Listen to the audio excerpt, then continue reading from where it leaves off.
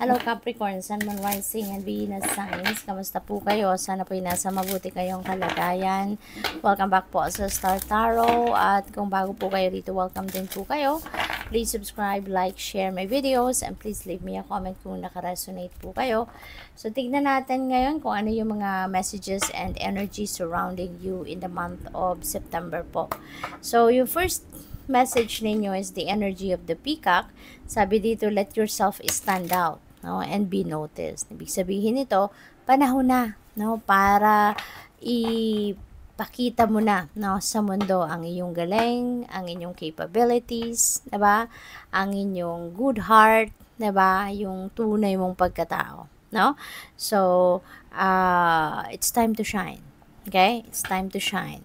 Wag ka nang mag-play small, no? Be confident about yourself kasi you are amazing, no? Always remember that you are amazing, you are magnificent, you are unique.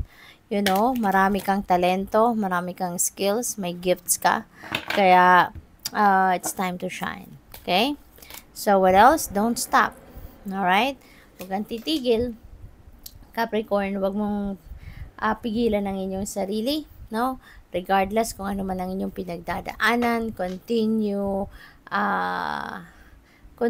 on persevering, continue working on kung ano man ang goal ninyo, no? Sikapin ninyong marating ninyo ito kasi you have all the capabilities, you have all it takes, no, for you to be successful. Okay? Kaya huwag kayong tumigil. Maaari na ang iba sa inyo rito baka nakakaramdam na ng pagod, no? Kung ano man ang goal ninyo sa ngayon, baka nakakaramdam kayo ng pagod, baka nakakaramdam kayo ng discomfort sa sarili ninyo, no? Kaya siguro parang gusto mo nang umayaw, no? But sabi sa inyo ng angel ninyo rito, don't stop. Okay? Stay in the course. Huwag kang titigil, no? Konting-konti na lang na pagtsatsaga, pagsisipag, no, pagpapasensya ang kailangan mo at makakarating ka din sa inyong tagumpay. Okay? So, let's see more messages. And maraming salamat pala sa mga nakapag-subscribe na po sa aking channel at sa mga hindi pa nakapag-subscribe, please subscribe na po. Thank you, and thank you din sa mga nagbibigay ng donation through super thanks at sa mga hindi nag-skip ng ads po. Maraming salamat sa inyo. So yung first message ninyo dito sa tarot, we have 10 of water, which is really beautiful kasi this is very contented, rewarding family life na maaaring ma-experience ninyo. Masaya kayo, masaya ka, masaya ang pamilya mo, kung ano man ang pangangailangan ng pamilya mo, pati kayo, ano yung wants ninyo, maaring ini-enjoy nyo na. Di ba? Yung emotional and material needs ninyo are being met, kaya siguro may ang tawag dito, contented kayo. Di ba? Masaya kayo, satisfied kayo, feeling fulfilled kayo, kasi nga, lahat siguro, 'di ba, ng kailangan ninyo, lahat ng gusto ninyo, or kahit hindi lahat, pero may mga gusto kayo na nai-enjoy nyo na. Kaya masaya ang bawat isa, no? So, maganda. We have Ace of Air. Ace is a new beginning. Okay? So, meron siguro kayo ditong mga magagandang ideya, may mga bagong ideas, bagong inspiration, may mga light bulb moments siguro dito na may experience kayo, and all of a sudden meron kayong bagong inspirasyon, 'di ba? Meron kayong bagong plano agad, no? Maaring may mga ganun kayo, very very juicy ngayon ang isip ninyo. So maaring may mga ganun kayong kaganapan, ano? At galing din kayo dito sa tagumpay, no? Kasi this is si Ace of Air, this is a victory energy din. So maaring merong mahirap na sitwasyon kayong pinagdaanan recently, and because of those new ideas, because of those new inspiration, no?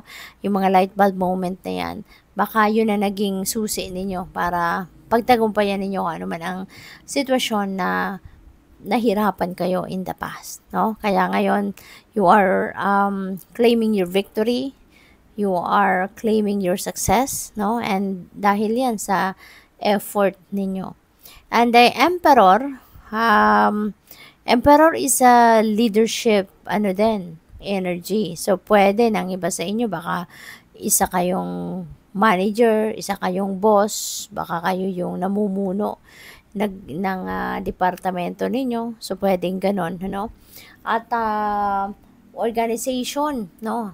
And logic yung focus ng iba sa inyo sa ngayon. So, which is really good. Kasi kung may mga bagay kayo na neglect in the past, may mga area of life kayo na hindi ninyo nabigyan ng karampatang oras, panahon at atensyon recently, ngayon, babalik na kayo sa, babalik na kayo sa trono ninyo, babalik na kayo sa wish ninyo, at maaayos mo na ang lahat. Isasaayos mong muli, ang lahat. So, good luck sa you dyan.